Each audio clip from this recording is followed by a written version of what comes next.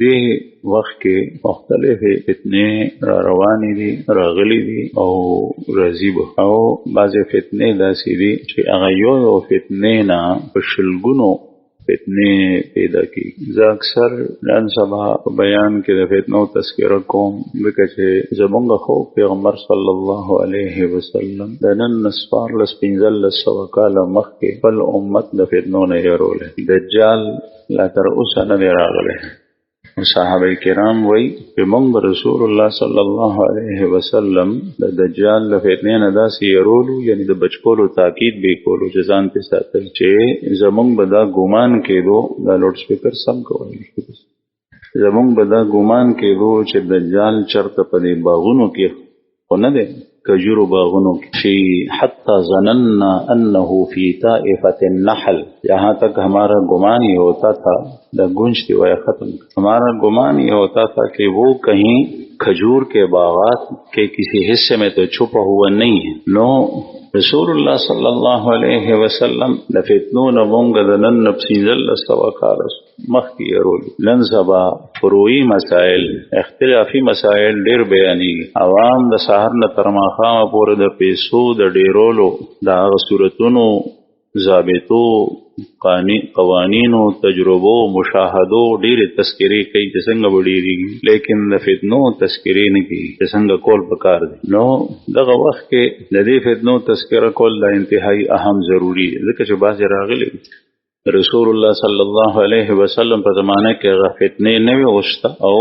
نبی کریم صلی الله علیه وسلم چې څنګه د هغې تذکره کړې ده، هغې کې اشاره ده، او نن سبا هغه هر څه په هغې پسې ښکاره شوي چې بعضې فتنې داسې دي چې هغه ځان ته یو فتنه ده، او بعضې داسې دي چې هغه یو فتنه په هغې کې مشر ته ځای پرېږدي، هغه یو فتنه مستقل په هغې کې په شلګونو فتنې دي. تاسو خو تکړه هغه کمزوری دی، هغې کې یو فتنه هغه تصویر کشی ده، تصویرونه ایستل، او دا فتنه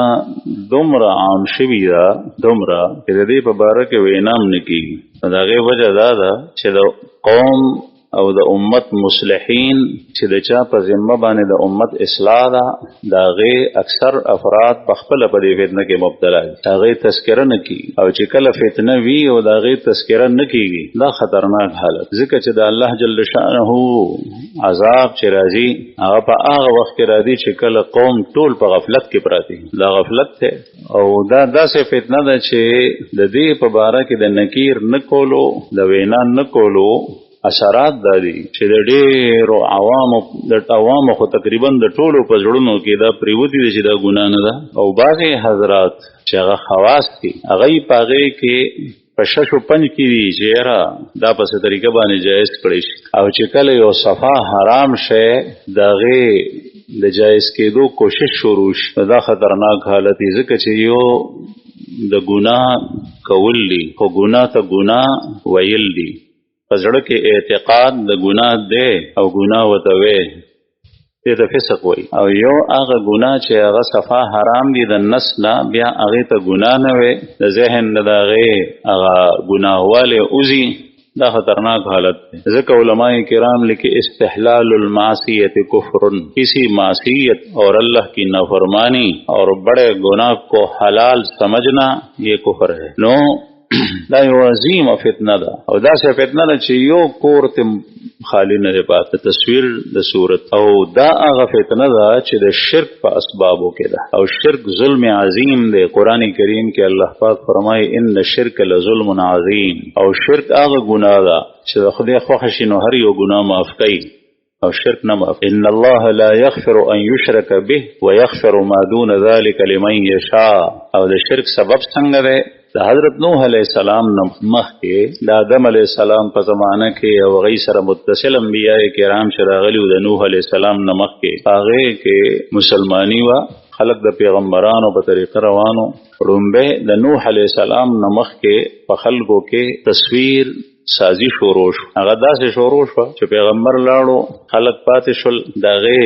انبیاءو چې کوم صحابو یعنی ملګری دا غي صحبت نشین مسلمانان بیا هغه سمودو چې هغه لاړل نو بیا خلکو ته عبادت او خون نور کول دا ظاهر خبره ده چې کله د یو نیک کس په صحبت کې سړی کینی نو هغه په ځان کې خط تبدیلی محسوسوي او چې کله آل تن لاړ شي نو په زړه کې تیارو محسوس رسول الله صلی الله علیه وسلم د تدفین نفس حضرت انس رضی الله عنه فرمایي چې مونږ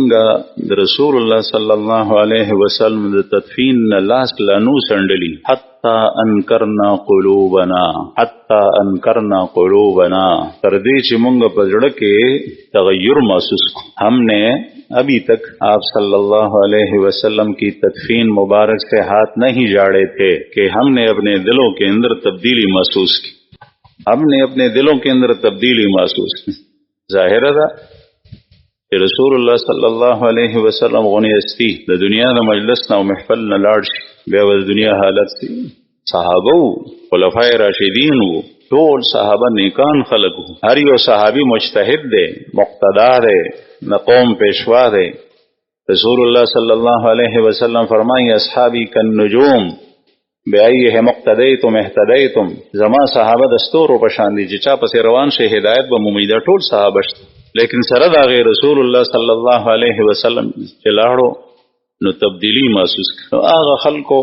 چې کله مشران لاړ لغنه کان هغه وی چې اوس په عبادت فن نه کوي د جهل او د ناپوهۍ د وجنه د غي شکلونه جوړ کړ هغه شکلونه د سن جوړ کړ دې سس کی ګوتې والو ته ضرورت نشته هو تصاویر جوړ کړ بیا هغه تصاویر کومه کمره کې چې به عبادت کول او ته به هغه لګولیو نو چې څنګه برادر نشو لغې ته به وکتل نو بیا به هغه خزمانه یاد شو نیکان خلق به یاد شو نو بیا به عبادت کې فن ور کولو چې کله به شاه شو نو بیا نو بیا رستو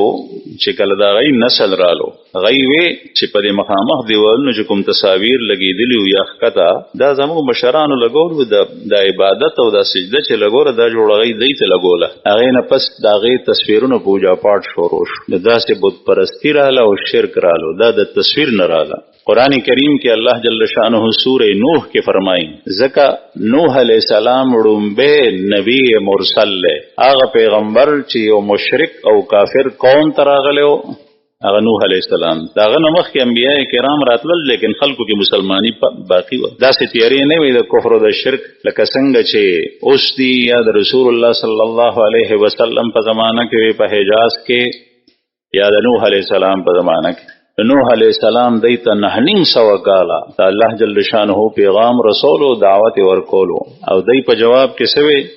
وقالوا لا تذرن آلهتكم او دوی چې ګوره خپل معبودان مپریدي ولا تذرن ود ولا سواع ولا يغوث ويعوق ونسر او ود مپریدي سواع مپریدي يغوث مپریدي يعوق مپریدي نسر مپریدي دا پنځه نمونه دي د بوتانو داغي د مشرانو نمونه هغه په بوتانو باندې کې خو ابه داغي پوجا پاٹ کولو نو دا کفر او شرک چې شروع شوه وي دا د دې په بنیاد کې تصویر سازی ده د بوتانو په شکل کې جوړ شل بیا د هغه پوجا پاٹ شروع رسول الله صلی الله علیه وسلم بیا مخ کې قرآن کریم کې الله جل شانه فرمایي وقد اضلوا كثيرا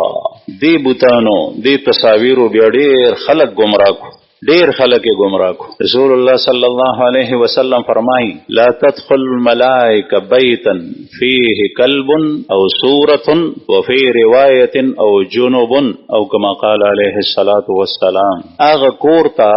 فرښتہ نه داخليږي په کوم کور کې چې سپېوي او په کوم کور کې چې تصویر وي او یو روایت کې کوم کور کې چې جومبي وي سپې چې په کوم کور کې وي رسول الله صلی الله علیه وسلم فرمایي فرښتې نه راځي تصویر چې په کوم کور کې وي فرښتې نه راځي کدا تصویر ستاد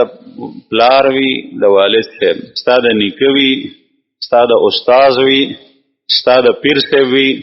ستاد شیخ وي ستاد سیاسي لیډر او قائد وي د ټول یو حکم ځکه چې تصویر هغه سه معظم نه لکه څنګه چې انسان په خپل باندې شرافت لري تصویر حکم هغه سه نه لا تدخل الملائکه بیتا هغه کور کې فرښتې نه داخلي په صدر کې دکان ته دلاړ مخامخ غټ تصویر لګیدل او ګیره نه و او هغه تصویر راځوړندې او ته دا سوکتي چې دا زمونږ پیر سیب نو د پیر سیب تصویر راځوړندې کې دی شي بعضی افراد دا سشته اوسم چې بعضی تصاویر اگر اواخلی هغه سینې سره لګي هغه سترګو سره لګي هغه تندي سره لګي هغه خولي خچ پوجا پاٹ دانی نور بسی چې ته تصویر او بت داغه سره هغه معاملې کې داغه احترام داغه تقدس هغه باندې تندې لګول چې د حیثیت ته خبره لاړ شي بیا به نور سي اگر کاغذ تا قائد او استاد شیخ او استاد ولی او رسول الله صلی الله علیه وسلم تصویر هغه د ارچاته کې لیکن د جاندار تصویر د ساواله زیرو هغه رسول الله صلی الله علیه وسلم د سپی سره برابر ګرځولې سپه او تصویر داغه حکم یو دی فرښتې د سکینه هغه تصویر والا کوټې تم نه دن کیږي او سپه چې په کومه کوټه کې وی هغه تم نه دن کیږي رسول الله صلی الله علیه وسلم ام المؤمنین حضرت عائشہ رضی الله عنها فرمایي چې رسول الله صلی الله علیه وسلم یو ځل بیچینو اخوا دی ته پوسو کو چې رسول الله سره چل وی جبرئیل دراتلو وعده کړی و چې زبر اعظم په فلان کې ټیم باندې پاغه وخرانلو جبرئیل هو کله داسې نه کوي هغه یو ټیم ما ته وخی او بیا رانشي به چې وکتل نو چرتا یوزه کې په یو ګټ کې کوترې د بهر نسپیران نه وته بعضی حضرات لیکلی دي چې هغه حسن یا حسین دی ماشومان را دن نکړ او را شړل یا څه چل شي رسول الله صلی الله علیه وسلم چې وکتل ودا زر بهر کوي هغه بهر کو او بیا مبارک اوبر اوغسته او پاغه زیبانی چړکاو کې هغه صفا کو جبرئیل علیہ السلام رالو پته وی چې جبرئیل تا خو وی چې زو فلان کې ټیم راځم تا نا وخت کو وی په دې کور کې سپه او په کوم کور کې چې سپه وي مونږه کور ته ناراض رسول الله صلی الله علیه وسلم چې څنګه مدینه منورې ته لاړو عام حکم د سپو مبارک او سپی ټول قتل بعض خلک رالو چې یا رسول الله زمونږ کر سپه وي او هغه مونږ سوکې ته ساتلې دي زمون په کور کې نارینه نشتا وی چې قتل کیدام چاوي چې مونږ سپه ساتلې دي سارو لپاره مونږ په ساروي سره وکړه غړي بيزي کله وړاندې کله رستو وی چې قتل کوي چاوي چې مونږ کر سپه دي خود اختار دي رسول الله صلی الله علیه وسلم فرمایل چې قتل او دا تصویر او صورت هدايه د سپی سره برابر کړي دریم شی چې نبی کریم صلی الله علیه وسلم دی حدیث مبارک کې یاد کړی دی هغه جومبی دی جنابت کې یو سړی یا یو خزه هغه چې په کوم کور کې وي هغه ته فرښتې نه داخلي ځکه داسې کور چې په کوم کور کې سپی او داسې کور چې په کوم کور کې تصاویر وي کارا او داسې کور چې په کوم کور کې جومبي سړی یا خزی پاغه کې نیک سړی تقوادار سړی دیندار سړی ایماندار سړی هغه باندې وخت نه تیری هغه دې کور کې نحوست ته او هغه محسوسي او رسول الله صلی الله علیه وسلم فرمایي چې کوم چا سپی ساتلې داغه په اجر کې یو قیرات یا دو قیرات فرمایلی د ورځې د اجر کمیږي او بل حدیث کې دې کې نه چې یو قیرات اجر دومره دی لکه د احد غر سړی و مزونه کوي روزي ونسی زکاتونه به ور کوي او صدقې به کوي خیراتونه به کوي خخ کارونه به کوي او دغه نه بشات اجر کمیږي دا سیدا لکه یو سړی د غنمو بوجي ډک کړي او په منګ کرانه باندې کی منګ کرانه باندې د منګ کانو په سوړه او غټي مګي دی هغه راځي په بوجي کې غار کړي د بوجي کې غنم چولې دا ګومان دی چې دومانی د بوجي ډک پرته شوی کتل بوجي خالی ده ولې ځکه چې منګ کانو په کلار کړي ټول غنم ځان د پسوړه کړي به اجر حاصلې اعمال به کوي لیکن هغه بزي نو عرض میں دا کولو زما عزتمند چې رسول الله صلی الله علیه وسلم تصویر سپی سره برابر کړي یو حدیث مبارک کې راځي چې رسول الله صلی الله علیه وسلم بیمار او هغه بیماری چې په کوم کې مرض الوفات کې مبتلا او وفات شوی دا احادیث ځان نه بیانوم دا بخاری شریف حدیث بخاری شریف وګورئ نبی کریم صلی الله علیه وسلم بیمار دی امهات المؤمنین ته نګیر چا پیر ناست دي یو سورې پس په دنیا نه تشریف وړي په دې مجلس کې د حبشه د عیسایانو د یو ګرځې په حبشه کې وا دا غینو ماریا دا ګرجینو ماریا دا غي تذکره او تذکره ذکر شو چې ام المؤمنین ام سلمہ رضی الله عنها د مسلمانانو مور بیبي د پیغمبر علی السلام زوجه مطهره او ام حبیبه رضی الله عنها دا دواړه تلوي حبشه ته نو دغه ګرځه کتلی و دا غي تذکره شروع شو په دې مجلس کې چې هغه داسې دا بیا په هغه کې تصاویر تذکره شروع نن سبا د عیسایانو دوه قسمه ګرځي دي یو رومن کاتولیک او یو پروټستانت زه پروټستانت ګرځې ته تلم ما هغه پادری سره د دې صوبه سرحد غټ پادری هغه سره ملاقات کولو دا غي د ګرځې په باره کې مې تاسو کول چې دې څه کوي بیا مې ته سوال نه کول بیا هغه جواب نه کولو یو ځکه کې بنچونو هغه باندې مونږ تخپل استاد مولانا عبدالرحیم منهاج ته مونږ ته مناظره کورس وې هغه مونږ ته د عیسایانو په ګرځه کې د عبادت ټولې طریقې ذکر کړې چې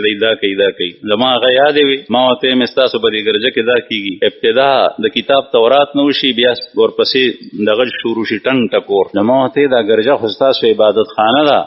په عبادت خانه کې ټنګ ټکور څه کوي زما ته جواب نه راکولو مختلف سوالات او هغه جوابونه نه راکول هغه کې ما ته یو خبر وکا ما ته وایي چې زمونږ په دې ګرجه کې تصویرونه نشته دی، ستاسو سره خوا کې بله ګرجه ده زمونږ مدرسې سره لګېدلي وه درویش سره په مال روډ باندې د رومن کیتولیک ورته وایي، په هغې کې تصویرونه دي د مریم بیبي او د عیسی علیه السلام. ما ورته ویاو نو ما ته وایي چې زمونږ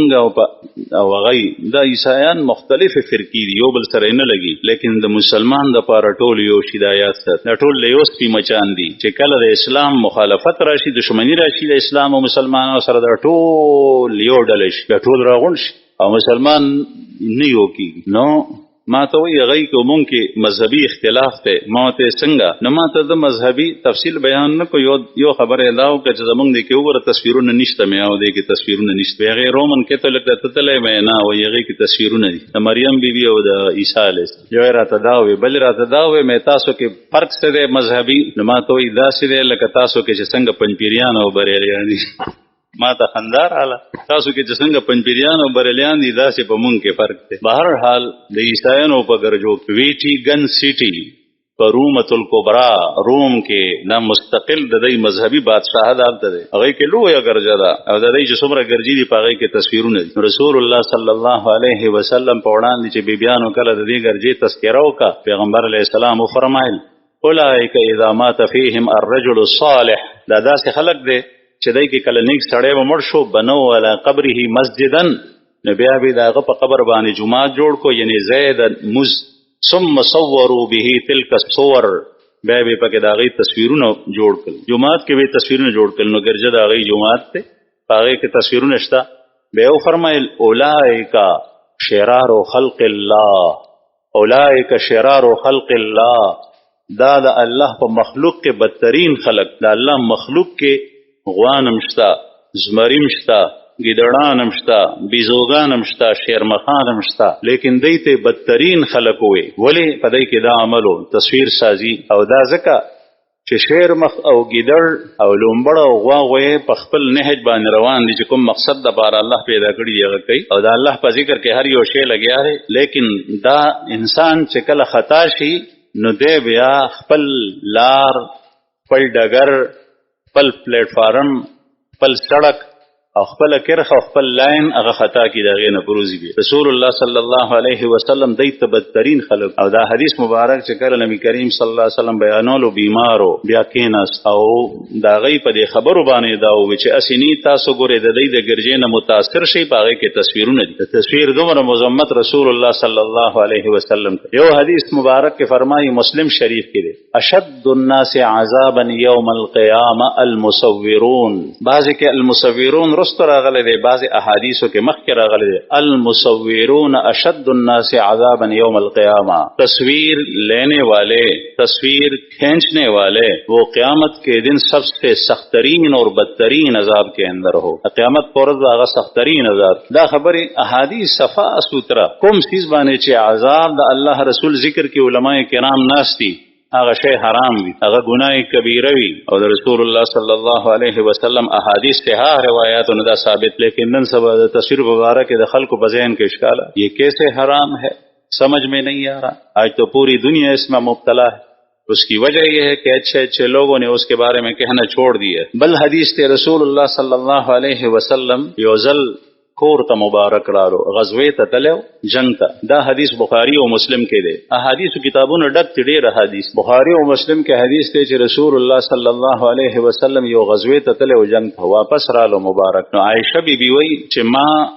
په کور کې یو پرده ځوړنده کړي وه، یو تاخ و، په هغه تاخ باندې ما پرده ځوړنده کړي وه، یعنې هغه تاخ بد ښکارېدو په دیوال کې، نو ما پې پرده را ځوړنده. هغه پرده کې تصاویر، پرده چې وه قرامن، هغه د کپړې وخه. بعضې خلک وایي چې یاره دا ته چې کوم تصاویر بیانونه کېدی شي دا هغه چې کوم د تانبې نه جوړ دی، یا د اوسپنې نه، یا د لرګي نه، یا د خټې ګوګوشتوي، او دا چې کوم تصویر دی دا چې پرنټ وي دا به ني. نو رسول الله صلی الله علیه وسلم دا حدیث چې زه بیانوم دا هغه دی چې په کپړه باندې پرنټ. نبی کریم صلی الله علیه وسلم کور ته رالو، دروازې ته چې څنګه مخامخ شو، نو ام المؤمنین وایي چې دا تصویر دا کپړه هغه ځای کې لګېدلې وه چې کوم ځای دروازې ته مخامخ، او په هغې باندې تصاویر وو. تصاویر په دسو د مارغانو تصاویر. پیغمبر علیه الصلاۃ والسلام وی ادرید مبارک او په درشل باندې لاسونه کې خل د دروازې په چوکاټ یو درشل باندې او بل درشل باندې او فرمایل چې عائشه داسې دي. یا رسول الله دا مې تاسو ته پرده لګول چې تاسو راشي خوشاله شئ. رسول الله صلی الله علیه وسلم وتو فرمایل یا عائشه ان اشد الناس عذابا یوم القیامه الذين يضاهون بخلق الله. بخاری و مسلم کے حدیث تے اے عائشہ فورد دا قیامت بانے وہ بدترین عذاب سخترین عذاب دا آغا چاہی یضاہون بخلق اللہ جو اللہ کی تخلیق میں ریس لگاتے ہیں مقابلہ کرتے ہیں کہ دا اللہ جل شانہ سر پا خلق کے ریس لگئی یعنی دا خدے سر مقابلہ کی دلتا اللہ جل شانہ مخلوق پیدا کرے دے او دلتا دی دا زیروح او دا جاندار سیزون تصویرون وباسی دا غیر سر مقابلہ کی دی مباسی. حضرت عبداللہ ابن عباس رضی اللہ عنہ دا تصویر پا کپڑے دا بس. حضرت عبداللہ ابن عباس رضی اللہ عنہما تیو کسرالو. عبداللہ ابن عباس صاحب دا رسول اللہ صلی اللہ علیہ وسلم صحابی دے او دا پیغمبر علیہ السلام دا ترزوے دے او ترجمان القرآن وطوی او حبر الامہ بانی مشہور دے غٹ عالم دے. خلقو بدی تستپوسون کول سوالون بھی کول مذہبی فتوی بھی غستے.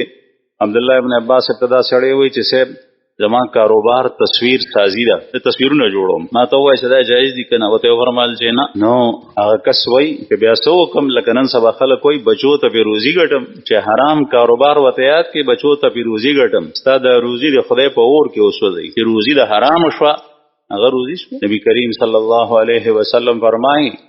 رب اشعث اغبر بہت سارے پراگند بال والے اور میلے کپڑوں والے اگر وہ اللہ سے دعا مانگے تو اللہ ان کی دعا کو قبول کرتا ہے. یہ مسافر بھی ہے بال بھی پراگندہ ہے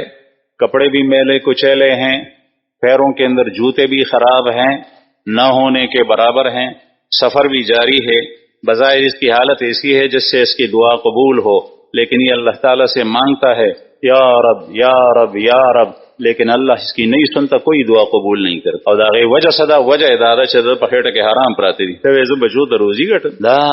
د حلال لارې نور نشته دی دا دې ته اثر کړی دی چې دې کې ډېری دي ځکه چې اټاټکی پاغه دیاړي کې پاغه کې لګي دي پاغه کې ځان ستړی کولی دا پارام مانی آسانتیا سره دي پیسې په ډېری دي. نو عرض می دا کولو چې رسول الله عبد الله ابن عباس سے بغته وي چې الله رسول فرمایي چې په ورځ د قیامت باندې بددي خلکو عذاب ډېر سخت وي وي هغه سړی داسې او پړسېدو لکه باز سړی نه جلار خطا شي رنگ سور شو بیا زه سو کم.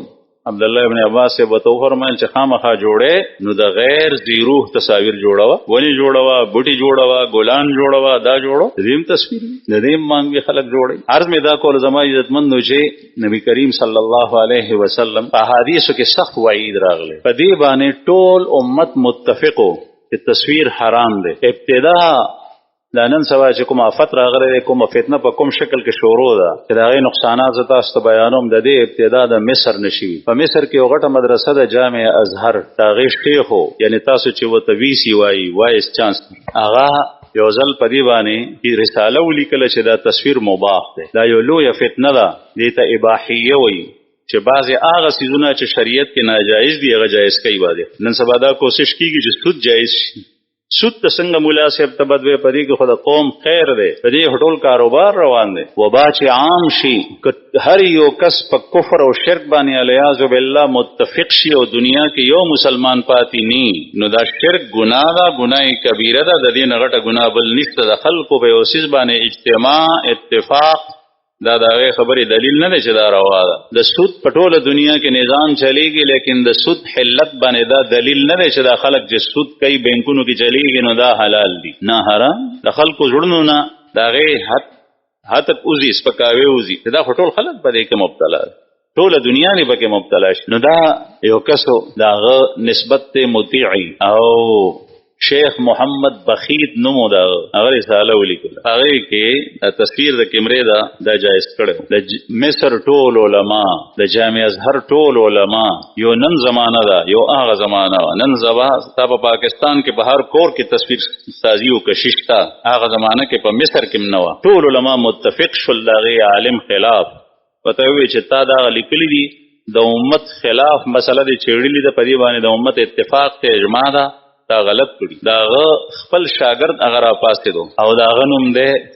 مصطفی حمامی. هغه داغه په ضد کې د استاد په خلاف رساله ولیکله او په آخر کې دا لیکلي دي چې الله جل شانه دې معافي وکړي زما استاد ته. څومره خلک چې په دې باندې عمل کوي د ټولو د ګناه وبال به زما د استاد په غاړه، ځکه چې ابتدا یې کړې ده یو داسې شی چې هغه په امت کې اتفاقي را روانو چې دا حرام دی، هغې ته د مباح وي چې دا جایز. د هغه وخت نه شروع شوه مسله، اوس هغه خورېده کافر ته، یهود نصاراو ته، طاغوت ته، هغې ته یو ګیم په لاس باندې ورلو د مسلمانانو د ګمراه کولو. اوس چې مسلمانانو ته څومره نقصان ایمانی، اخلاقی، عملی فتنې د دې تصویر په لار باندې خوريږي په مسلمانانو کې دومره په بلی او ترتیب باندې نوی نسل ګمراه کولو کې او فتنو خورول او دا په مختلفو طریقو سره. یو کاغذ نه دی اخبار دې حتی خبر راغلی ده چې بعضې خلک په جماعت کې نه، ځکه چې داغه تعلق د جماعت سره دی، خطیب صاحب دی، په جماعت کې نه او د اخبار په یو صفحه باندې به د ښځې ثابت تصویر وي او په جماعت کې به ناستې دی، د اخبار به ګوري، دی خبرونه ګوري، ځکه چې للاکثر حکم الکل او وایي چې اصل شی په دې کې اخبار کې خبرونه دي، دا تصویر د هغې تابع دی، نو جایز دي، ټیک ته جایز دي، لیکن ستا د جماعت نه هغه برکات او انوارات ورکوي او ستا په ایمان باندې څه قسم حمله کوي هغه تا ته پته نشته، دنه دا کار کوي. نو زما عزتمندو عرض مې دا کولو چې بیا یو وخت اوس داسې رالو چې هغه مصر په هغې کې د هغې نه یو خطرناکه منصوبه شروع شوه. هغه څه ده؟ هغه دا چې د انبیاء کرامو د رسول الله صلی الله علیه وسلم او د صحابه کرامو د صحابیاتو رضوان الله علیهم اجمعین د غي د زمانه د واقعاتو فلم سازی کیږي، فلمونه جوړي او هغه تاسو په موبایل کې مرضی د نوح علیه السلام د کشتی دا خلق دي او دا کشتی په دریاب کې روانه ده او دا رسول الله صلی الله علیه وسلم دی، الیاذ بالله دا صحابه کرام دي، دا صدیق اکبر دی او دا جنگ بدر دی او دا په مقابله کې فلان کې کافر دي. په دې کې څومره نقصانات تاسو وګورئ. که چېرې ستا د یو کس دا کوم چې دا فلم جوړی دا مسلمان دی، د مور او پلار د هغې فلم جوړ کړی شي او خلکو ته ښولی کېږي، دی برداشت کوي، که دی برداشت کوي نو دی به یا ډم وي یا به د ډم نه پیدا یا به د شیطان ملګری، هغه بیل شی دی. لیکن عام مسلمان انسان خپل مور او پلار چې په سکرین باندې خلک هغې ته ګوري او هغه مختلف کردار ادا کوي او په مختلف صورت کې راځي د ایکټر یا د ایکټرسې په شکل کې، نو هغه دی نه برداشت کوي. لیکن د رسول الله صلی الله علیه وسلم په شکل کې صورت مبارک کې یو شیطانی صورت هغه راشي او کردار هغه ادا کوي او بیا د صحابو صحابیاتو بیا د هغې په مقابله کې بعضې خلک ابو جهل او ابو لهب جوړ شوي، چې یو سړی ځان ابو جهل ابو لهب جوړ کړي هغه په مسلمانانو باندې گزار کړي او دا فلم بیا مسلمانان ګوري، نه په هغه کې ایمان پاتې شو نه په دې کتونکو کې ایمان پاتې شو. دا نن سبا په دې موبایلو کې دا د تصویر هغه نقصانات. یو خو د صحابه کرامو تصویرونه هغه په دې کې رال دا څومره لویه ګناه ده. یو په دې کې بعضې خبرې داسې دي چې هغه صحابه او نبی کریم صلی الله علیه وسلم تر منسوب دي، هغه دي نه. پیغمبر علیہ السلام فرمائی من کذب علی متعمدا فلیتبوأ مقعده من النار، جس نے میرے اوپر جھوٹ باندھا تو اپنا ٹھکانہ جہنم بنا لے. دا حدیث متواتر دی، محدثین حضرات وایي، یعنی نص قطعی دی او د دې څوک انکار کولی نشي. او دې کې بعضې خبرې داسې راځي چې هغه صحابه کرام او رسول الله صلی الله علیه وسلم باندې دروغ جوړ شي. بعضې ښځې د دنیا ډمې او ګنده ښځې هغه د صحابیات او د امهات المؤمنین په شکل کې راځي. بیا دا تصویر نن سبا مولا صاحب هم ګوري، هغه هم جایز کړی دی، په جومات کې کیمرې لګېدلي دي، دا هم جایز کړی دی. چې تا دا صورت جایز کو هغه به ورپسې خامخا راځي. اوس به ستا په دین باندې حملې د تصویر په شکل کې کېږي. د نبي کریم صلی الله علیه وسلم صحابه کرام هغوی به په مختلفو صورتونو کې دنیا ته ښولی کېږي، د هغوی نشي منې کولی، ځکه چې ابتدا او جواز لارې تا ایستي ده. ما ته کله کله قهر راشي، غصه راته راشي، مولا صاحب وایي چې هغه خلک غلط استعمالوي، موږ به جایز استعمالو، چې ته جایز استعمالې هغوی ته لار میلاو شو، دا لار تا ورکه. فارسی شاعر وایي درمیان قعر دریا تخت بندم کرده باز میں گوئے کہ دامن تر مکن ہوشیار باش. د سمندر په غاړه کې د سمندر په منځ کې په تخته باندې کېنولم او راته وایي چې کپړې بچکو کپړې دې لوندې نشي، یا داسې کمره کې څوک بند کې چې هغې کې شیرمخان وي، زمري وي پکې، د هغې په پنجره کې پرېږدې، ورته وایي خیال کو ځان بچکو دې نه خوري. ګورې چې ته کله دې دروازې ته ورننوتې د جواز فتوا دې ورکړه، د چا هم نه ده ورکړي د جواز فتوا. لیکن بعضې خلک دا وایي اوس ستا ټولو خلکو ته اغیارو ته لار کولاو که هغه چې ستا په دین باندې، ستا په مذهب باندې، ستا په پیغمبر باندې، صحابه کرامو باندې، ستا په اخلاقو باندې ستا په اسلامي کردار باندې ستا په عقیده باندې څه قسم ته حمله کوي هغه کولی شي هغه خو نن سبا دام کوي کیمرا چې د یو سر او د بل تنه راوالي په یو بل باندې کېږي او هغه ګډوي یو عالم سره دا کار کولی شي دا ټول کیمره او ته ګوري هغه تصویر چې څنګه د هغه ساتلې ته عزت کې دغسې ته دام ګوري او ته کله کله وخاندې چې ته وخاندې یو عالم صورت په دې انداز کې وړاندې شوی دی او تا ورپورې وخاندل ته عالم سره وخاندل نو هغه ستا ایمان سل کول غواړي څومره نوجوان نسل د هغوی اخلاق په دې کې تباه شو د دې نقصانات څه دي تاسو ته یو څو بیانوم لومبی خدا د شرک ذریعه ده واسطه ده او د رسول الله صلی الله علیه وسلم دین کامل له الله پاک فرمای الیوم اکملت لکم دینکم واتممت علیکم نعمتي ورضیت لکم الاسلام دینا دا منګه ستاسو د پاره ستاسو دین مکمل کوما او نعمت می پتا سو باندې تام نو پدې کې دوايي او محرکات اسباب ذرایع وسایل د ګناه او د معصیت هغه هم حرام شوي دي شرک چې څومره وسایل دی ټول مغ شوي دي حرام شوي دي او پاره کې دا تصویر سازی او تصویر کشي هم ده دویم د سړو تصاویر د خزو مخه ترز د خزو تصویرونه د سړو مخه ترز هغه زنانه چې هغه د کور نه وتی نه ده په کور کې ده د تصویر په ذریعہ باندې د پردو سړو تصاویر غلي دي د پلار په مخ کې لیدې شي د رور په مخ کې لیدې شي د زوی په وړاندې لیدې شي د خاون په مخ کې لیدې شي او دغه خاون چې بهر رواني چاته وګوري نو طلاق هم وته ورکوي لیکن دلته کې دا ګوري او دې ځای کې وته خزړه یخ کې وته ګوري ځکه چې هغه سات قتل سره خو فورا زنانو کې حیا وي سترګې به واړي دلته به سترګې څنګه اړي دا تصویر دی هر اړخ نه وته ګوري سړی د زنانو تصاویر ته ګوري هر طرف نه وته کته شي ځکه چې دا خو تصویر دی په سکرین باندې دی په موبایل کې دی په بل څه کې دی بعضې تصاویر داسې وي چې هغه بربند وي د هغې د نحوست اثر دی چې تا موز مخکې کوم کولو په کومه طریقه باندې هغه کیفیت به د تا نه سلب شي بس خشوع سره د موز کولو ایماندارۍ سره د موز کولو په موس کې د توجه برابر و اوس به دا موس کې دا توجه نه برابري بهر به ته او بیا دا کار ته کې په خپله کوټه کې په خپل کټ کې په خپل پوزي باندې په خپله بړستن کې ور دې بند کړی دی دا نو ستا مور پلار هم نه خبرېږي نو دغه ترتیب چې کېږي دې سره د انسان په مزغو باندې اثر کېږي د هغې نحوست هغه د انسان په زړه او په مزغو باندې کېږي د هغې تخیل نه د هغې خیالاتو نه د هغې نه چې کوم جذبات پیدا کېږي هغه به څنګه هغه به د ګناه او د معصیت جذبات بل دا نقصان دی چې د دنیا د حسن و جمال د هغې نمایش په دغه تصویر په ذریعه کېږي یو داسې زنانه چې هغه به فاحشۍ غټ به ډمئ د هغې تصویر به یو بند ځای کې استی شوی هغه ځای کې به ورسره یو کیمرمین بل به څوک نو لیکن اوس دنیا کې په ټوله دنیا کې دا خلک تصویر ګوري خلک په هغې ګن کې مبتلا دی دا د تصویر په ذریعې سره ده دغسې چې کوم دی نو هغه زنانه چې دغسې ګوري نو هغه بد ګڼي په هغې باندې لیکن دې صورت کې چې کوم دی نو دا ټول خلک د انسان شهوت تصویر کتو سره را بیدار شي په ده چې واده نه کړی دی په مختلفو ګناهونو کې مبتلا کېږي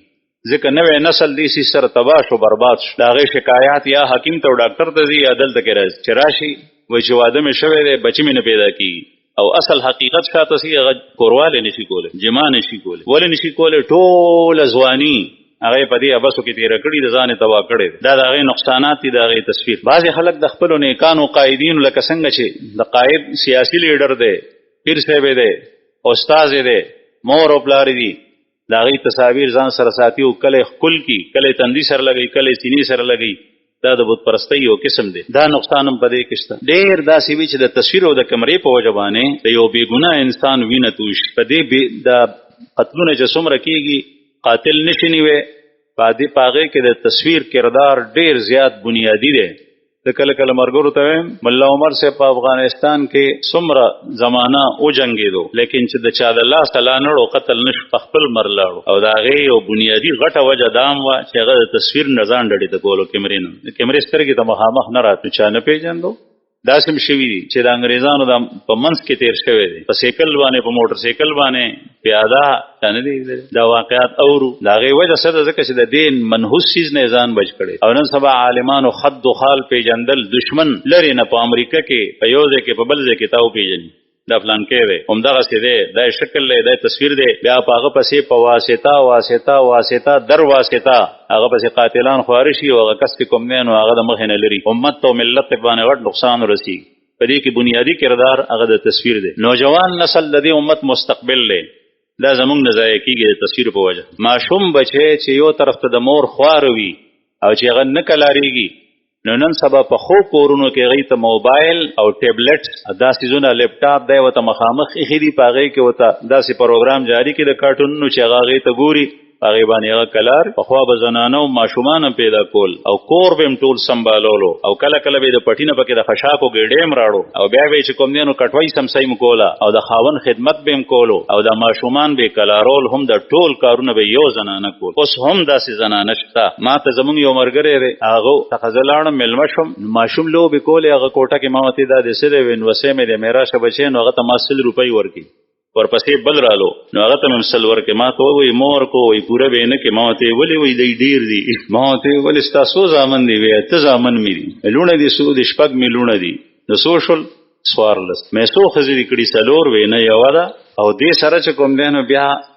ناشنا خبره دا وی د مدرسې لپاره د پخلی تنظیم ټول دغه خزه کوي او زما خدمت او د بچو خدمت دغه یو مور کوي او بیا دا غې نه زیات اوس په پخلی وی دا کوي روټای بهم په خوله روټای چې کوم دی نو اوس مونږ د بهر نه راوړو کټوي دا په خزنن سبا اوسګار یو ماشوم پیدا شي نو سر په وګرځي او بیا په کوټه کې دن نناستي خواخي غریبې په بوډا ځان باندې کړي سار نه تر ما خامه پورې او دا وایي چې زما خو ماشومان دي ولی دا خواخي ماشومان نو پیدا کړي ځکه دا زوی د اسمان نه راغلی نو دا تناسانی شو دا مور او پلار دغه ماشوم دغه جینۍ دغه الګ په دې انداز باندې لوي کړي چې غي د دې خبرونه خبر نه به ما ته وې د دې نه ناشنا خبره ده کوم میسه ویتا دا تاسو کو چې سلور خزري کړي نو ما دا یو خزره ودا لکانو مدرسه وا د جینکو مدرسه می جوړوله نو ما غي دې ته وې چې اوس بل واده کوم به ما ته ویلې به ما ته د حافظ خزي ضرورت ته ځکه چې د مدرسو د بناتو د جینکو مدرسه جوړوم د بنات او هغه کې حافظ ته ضرورت ته چې نگرانی دغه پلاس کی نو ته خو حافظ یې نه نو زه حافظ خزه کوم نو هغه وای ما ته چې ولې زه حفظ نشم کولای ما ته چې ته په دې عمر کې څنګه حفظ کې وې شروع شو هغه پته لګی نه چې څومره واقعیات کو په لږ وخت کې دی خزه قران پاک یاد کو پوخه قران یاد دی ټولو کارونو سره اوس یو خزوی زما خو ماشومان دي دوه ماشومان مې زبدې سمبالوم که به کار کو نو عرض مې دا کول زما عزتمندو چې داسې کورنۍ هم شته چې ماشومان سباله یو داسې مشتری چې یو ماشوم د غي سره موبایل لپټاپ او هغه ماشوم د لوی بنی ادم نه د سپینګیر نه په موبایل خپوي چې معمولی خطا پکې وکي داسې نه غلط شته داسې کول پکې اوس چې کله د دې پرورش یا د دې ماشوم پرورش په دې انداز باندې وشو دغه جنۍ به سبا خزه شي دا به پیغله شي دې سره شیاطین په دې باندې حمله کولی شي دا ستا د کور د مز نه وړی شي دا به وي دلته لیکن د دې سوچ د دې خیال د دې تصور د دې جذبات د دې احساسات هغه به داسې وي لکه څنګه چې د یو پیرنګي او د یهودي د ماشومي وي ټول یو شی شو ګلوبل ویلیج ځکه چې په هغې موبایل کې انګریزان هم شته پیرنګیان شته یهودیان شته پکې هندوان شته پکې کافر شته پکې هغې ته هر قسم چل ورځي هغه ماشوم غار سره ایستی شي زما عزتمندو دا عظیمه فتنه ده د دې نه ځان او اولاد بچ کول دا انتهایی ضروري بے حیايي بے پردګيري د دینه پیدا کیږي په شریف خاندانونو کورونو کې د حیا د پردې دیوالونو وغورځېدل الته حیا د هغې ځای نه وته د دې په وجه ماشومان د قتل د غلا د شوکې واردات زکوي د مسلمان د ګيري د پټکی د جمعات توهین په همدغه تصویرونو کې کیږي په ډرامو کې په فلمونو کې د دهشتګرد کردار د پټکی او د ګيري په شکل کې د یا مصنوعي لګول ير څنګه چي لګول په دې شکل کې کیږي چې کله دا اوویني ماشوم او بیا چې کوم نو هغه اوویني یو پټکی والو وې دا دهشتګرد دا ډاکو دی دا غل ځکه کله مرګرو ته لطیفه کوم زی وزل په خپل کلی کې په جانګيري کې یو تنگ کوڅه د باغې کې را روانم ناڅاپه دوه ماشومان مخې ته راغله غزې ډېر تنګ دی एकदम ماشومانو زه ولیدم نو یو ماشوم غبراو شو ځکه چې زما ګیره وه پټکۍ مې تور په سر او ناڅاپه راتللو ماشومانې نو ما پې ترس رالو نو هغه ماشوم بل ته وایي ای دا ډاکو دی ځکه ډاکو چې پټکۍ په سر ګیرې یم به بل ورته وایي نه دا زما ماما دی نو ما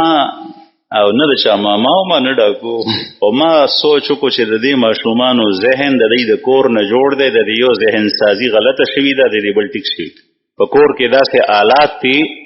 چې په هغې کې د دې ماشومانو تربیت شوی دی خطا او د دې ماشوم تربیت شوی دی ځکه دا ماشوم ویرېدو دا بل نه نو دا نقصانات نن سبا چې څومره څیزونه زده کېږي د غلو دا همدغه تصویر د دې کرشمي دي